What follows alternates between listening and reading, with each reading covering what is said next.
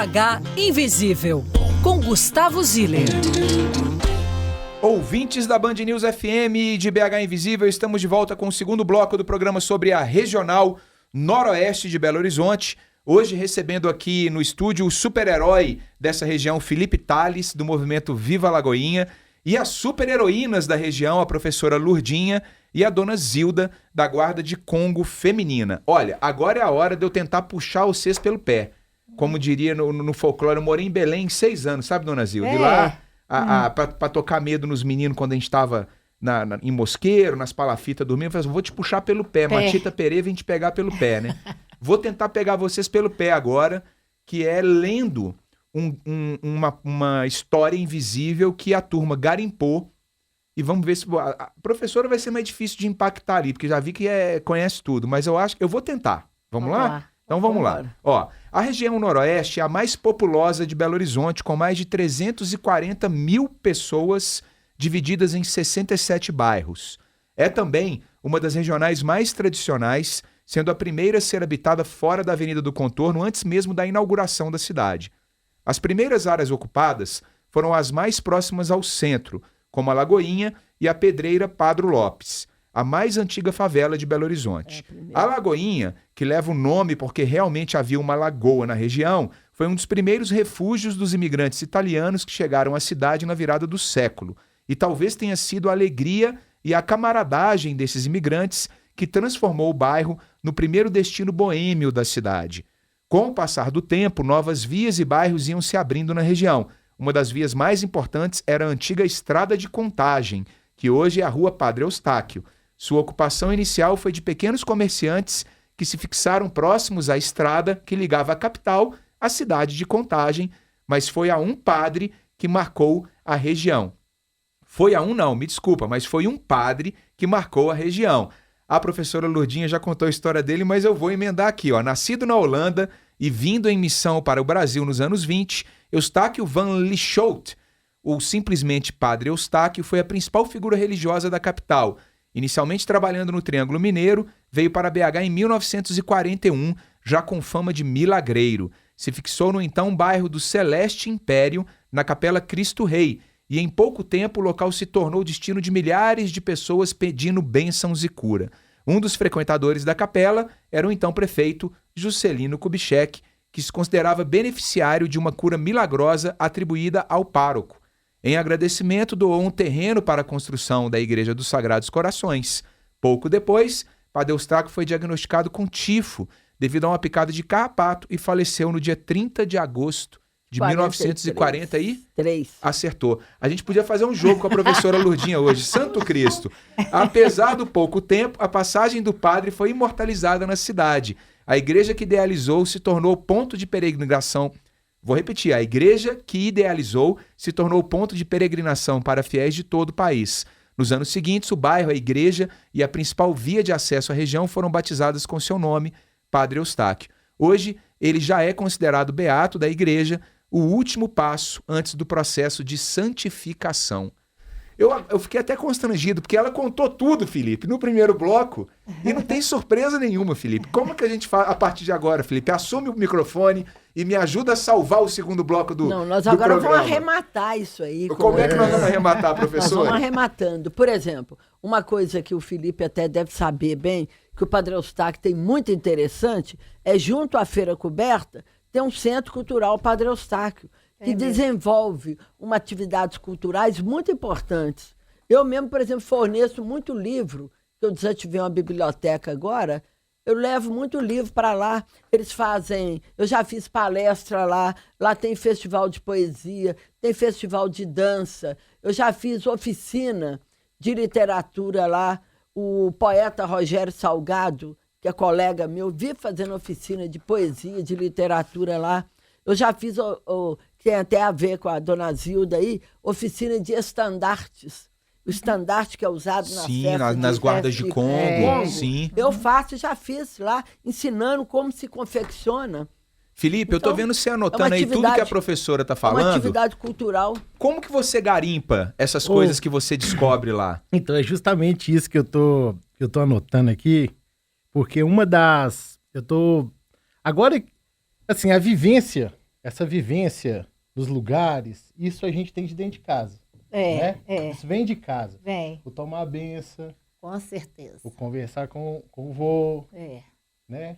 Às vezes não deixava, determinados assuntos não deixava A gente escutar. escutar e etc. Então eu trago isso, assim. Eu E também. quando eu chego na Lagoinha, o que eu fico muito interessado são nas histórias dos anônimos, de quem viveu aquilo ali, né? Você colocou a mesma história que a Zilda colocou, Lourdinha. a Lourdinha, Lourdinha. Lourdinha, o que ela colocou, a mesma história, mas tem um peso diferente, sabe? Sim. Né? Você tem um peso do histórico, do que está registrado oficialmente, mas você tem a questão da vivência. Sim. E é isso, por exemplo, que a gente busca na Lagoinha, eu particularmente, né? Eu não descobri que o nome da minha rua significa as pedras que rolam na academia. Eu descobri com o Tonhão. Ele que me falou que Ita significa pedra e Serica que rolam, em Tupi-Guarani. Rolling Stones. Sim. E aí você tem a Pedreira Prado Lopes, que foi, né, a primeira detonação de pedra, de pedreira que aconteceu na cidade para a construção de dentro Da da capital, contorno, da capital. E as pedras rolaram na minha rua. E aí é muito interessante isso, eu sou publicitário. E quando a gente pega isso e começa a viajar mesmo, olha só as pedras que rolam hoje na região, sabe? De craque, né? É. Verdade. Sabe? Caramba, que coisa incrível. Entendeu? E aí é muito doido você pensar isso. Né? Então, quando a gente fala de resgate da memória cultural artística do território, né, que tentar resolver problema, que esse é o nosso negócio. Né? O nosso negócio está ligado totalmente aos objetivos do desenvolvimento sustentável, e nós temos um negócio, sim, que gera lucro, que gera renda e etc., mas ele é para resolver problema. Porque nós temos problemas para resolver na cidade e precisa de criatividade para fazer isso. Então, essa coisa de conversar, o maior tempo que eu gasto na minha pesquisa é sentar lá e conversar com a Gigi, trocar uma ideia com o fulano, subir lá e conversar com a dona Yolanda lá, né? Sempre que encontra, conversa com Lagoinha, para aí você vai juntando. Antigos, né? Da região. E fazer isso, porque a gente precisa de aproveitar isso. Hoje, o bairro Lagoinha, 67% da população está acima de 65 anos. Incrível, não sabia desse dado.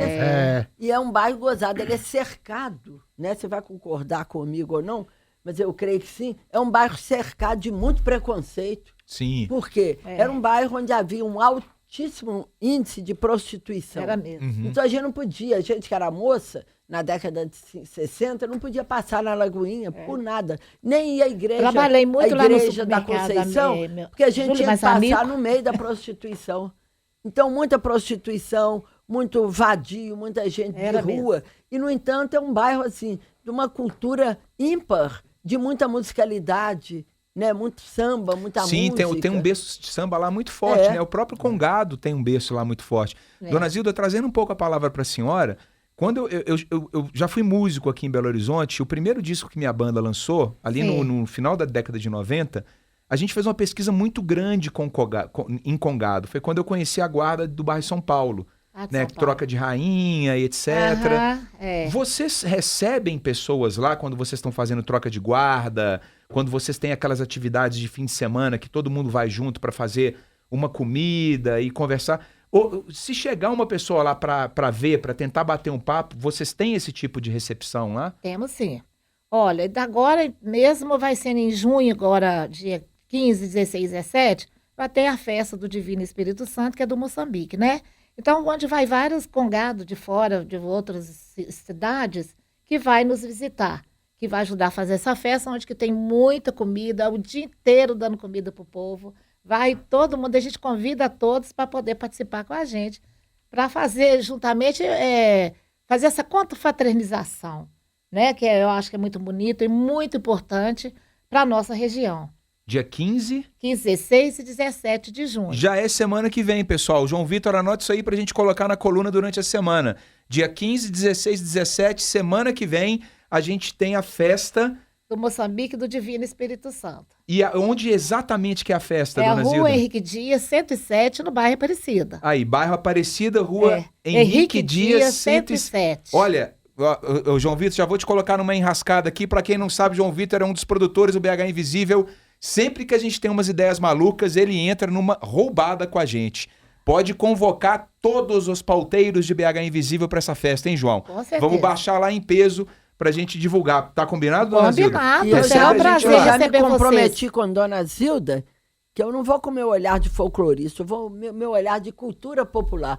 Eu quero ir lá estar presente. Vamos lá. junto? Vamos junto. Felipe, estaremos tá Vambora. combinado? Então Ah, pronto. será um Eu quero ir no prazer. domingo à Próximo noite. empreendimento de BH Invisível, domingo um à encontro noite. lá na festa do dia 15, 16 e No 17. domingo à noite. Será um eu prazer quero estar receber lá. vocês lá, viu, gente? Nós vamos ficar muito felizes. E a Aí, Belo comida Horizonte. deles é sui generis, é deliciosa, é muito boa a comida de congado. É. Muito boa. Professora, Muito boa. e, Carne. aliás, isso é uma pergunta que eu quero te fazer, porque a gente teve aqui já a Regional Centro-Sul, já tivemos a Regional Leste, a Regional Leste, que é tradicionalmente a região boêmia de Belo Horizonte hoje, né? o Santa a Zona Teresa. Leste, Santa Teresa, Zona Leste, agora tem ali o eixo do bairro Pompeia. Existe gastronomia em Belo Horizonte por bairro? Você acha que tem essa história ou é uma loucura aqui que aconteceu na minha cabeça? Eu acho que tem sim, porque Belo Horizonte é a cidade falada, a cidade dos bares, né? Nós não temos mar, mas nós temos o barzinho. Então, por exemplo, Santa Teresa, eu convivi muito ultimamente com Santa Teresa, lá é a região de botecos, de pizzarias boas, boteco, barzinhos. Mas o Padre Eustáquio também tem muito barzinho interessante, muito barzinho de ponta, de esquina. Tem demais. Como a Zona Sul tem as famosas choperias, né? Gastronomia mais de elite, churrascarias. Mas tem sim. Tem Felipe, sim. te botar numa saia justa, me fala 3 botecos ali da região da Lagoinha que são imperdíveis e todo cidadão de Belo Horizonte deveria conhecer. Você tem o Luiz Americano, que é lá no Santo André, que é a parte da região da Lagoinha. Você tem o Senhor dos Passos, que é lá dentro da Vila Senhor dos Passos. E você tem na Rua Itapecerica o bar do... A gente sempre fala o Ita, sabe? É lá na Itapecerica 931. O bar chama Ita, Bar do Ita. Pra gente é Ita, eu esqueci o nome Itapecerica dele. 931. Não, se pra vocês é Ita, já virou um Ita, né? Muito bom. É lá. E além do Centro Cultural, que a professora Lourdinha já mencionou no programa, tem mais alguma coisa que você quer destacar especificamente da Lagoinha? Então, o que a gente já faz é destacar as pessoas, né? Eu tô o tempo todo falando de pessoas, tirando essas pessoas da invisibilidade, porque, como a professora mesmo colocou, é uma região estigmatizada, né? Estigmatizada porque falta muito, né? Ela sofreu, principalmente no início da década de 80, uma grande intervenção do poder público, que literalmente matou a parte que era viva do bairro, que era a parte comercial do bairro, em nome da tradicional família mineira, né, para construir um complexo viário para carro, né? E nisso você separou literalmente as pessoas do centro, começa-se a ter a debandada, inclusive dentro dos nossos planejamentos, o nosso problema hoje não é a pessoa em situação de rua, o principal problema na Lagoinha hoje, que quando você vai lá, principalmente à noite, que dá a sensação de insegurança, é a falta de vida noturna, é a falta de iluminação pública adequada, é a falta de rua limpa, de calçada adequada para as pessoas passarem. Muito morador de rua. Isso, né, abandonado. E aí, o primeiro problema é esse. O segundo problema é o alto índice de pessoas em situação de rua, né? Que a prefeitura tem feito um esforço, né, para resolver esse problema. A gente está trabalhando muito em parceria. E a terceira coisa é a perda do capital sociocultural, que é o que aconteceu na década de 80. Que as pessoas, os netos, os filhos, foram mudando do bairro por não ver perspectiva de... Então, nós estamos fazendo uma campanha lá que chama Gentifica, fazendo uma alusão legal, à questão legal. da gentrificação, porque é uma das críticas que muitas pessoas fazem de achar que a gente, principalmente eu, né, tô levando pessoas para lá para conhecer o bairro, né, para conhecer outras pessoas e achar, muita gente tem medo do novo, muita gente tem medo da mudança e acha que isso é um processo de gentrificação, mas não, mas lá o contato está sendo de coração para coração. Então a campanha chama Gente Fica e a outra campanha chama Vem para Lagoinha. Então é isso, vem para Lagoinha e quem está aqui fica e nós vamos Não vai. fazer isso aí. Duas coisas também que marcam principalmente a Rua Itapecerica e o próprio bairro da Lagoinha, no tocante ao comércio, o primeiro é de móveis usados, móveis até Ali antigos, incrível. da década de 20, Verdade, 30, 40. verdade, Tinha que ser mais professora. assim. Itapecerica. Você quer comprar um móvel antigo, Isso. estiloso, do tempo dos seus avós, você vai na rua Itapecerica. É que você acha. E outros são as peixarias. Está com muita peixaria boa ali na ponta do viaduto. Tem atraído muita Isso, gente para a Bonfim com Lagoinha. Paquequé. É, né, na que é rua tradicional antiga dali. Rua Paquequé, que era o domínio altíssimo da prostituição. Prostituição. Então você não podia nem falar, na minha família não podia nem pronunciar esse nome, Paquequé, que era terrível. Ela Isso falava, é mais clássico em passar Belo Horizonte, lá. todo mundo já ouviu falar. Quanto né? mais passa lá. Era igualzinho em Diamantina o Beco do Mota. Era a mesma É o comparação. reduto do Alto Meretrício da Hoje o Beco do cidade. Mota em Diamantina é boemia pura, barzinho gostoso. Todo mundo quer Quer frequentar ficar, o né? Beco do Mota. Frequentar. Todo mundo quer. Opa, Então, a Lagoinha gostoso. tem que partir para isso. Tá acontecendo aqui Parabéns nesse aí, estúdio viu, hoje. Felipe? Tem que ser, viu? Partir Não é, pra dona isso. Zilda? É. E esse papo tá gostoso demais, Tá não tá? muito bom. Faltou uma broinha de fubá, um cafezinho. certeza. Cafezinho O tem, né, não, cafezinho Felipe? tá bom, Faltou tá uma bom. broinha de fubá, né? Tá bom. Muito bom, pessoal. Olha só, a gente infelizmente está chegando ao fim do segundo bloco de BH Invisível. Hoje a gente está recebendo aqui a professora Lurdinha, o Felipe Tales, do Viva Lagoinha, e a dona Zilda, da Guarda de Congo Feminina. A gente volta já com o último bloco e aquela pergunta que chacoalha as pernas de quem frequenta o BH Invisível. Segura um pouquinho que a gente está voltando.